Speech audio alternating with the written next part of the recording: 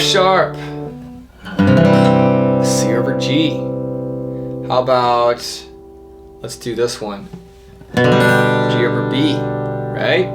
What in the heck is all of that? Well, those are called inversions, or coming in layman terms, slash chords.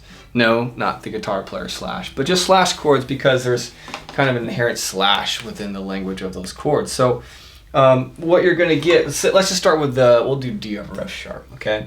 So you're going to see it listed like this, D slash F sharp, okay? And so what that is basically, I mean, all music actually comes down to math, believe it or not. And so it's actually just this. You can rewrite it as D literally over F sharp, right?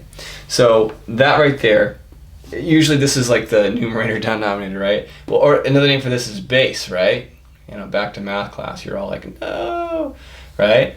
Bass, right? Well, we're gonna respell that as bass, okay? Just as if you were playing around with actual numbers here, like a half, that's also 1 over 2. It's the same thing. And this is a bass, right? And so what that means is this is the bass note here in a chord, okay? So if I'm playing a D over F sharp, what I'm really playing, and a D major chord, by the way, is D, F sharp, and A. Sorry, my marker's kind of dying here.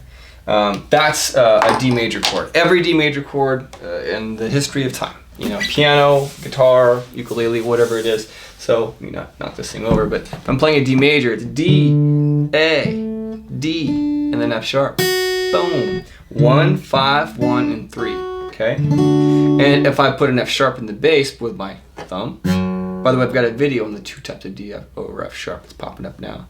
Or you can use this style here. As long as I get that F sharp in the bass, get rid of that last note, sorry. There we go. So that right there is a D over F sharp. I put my third in the bass.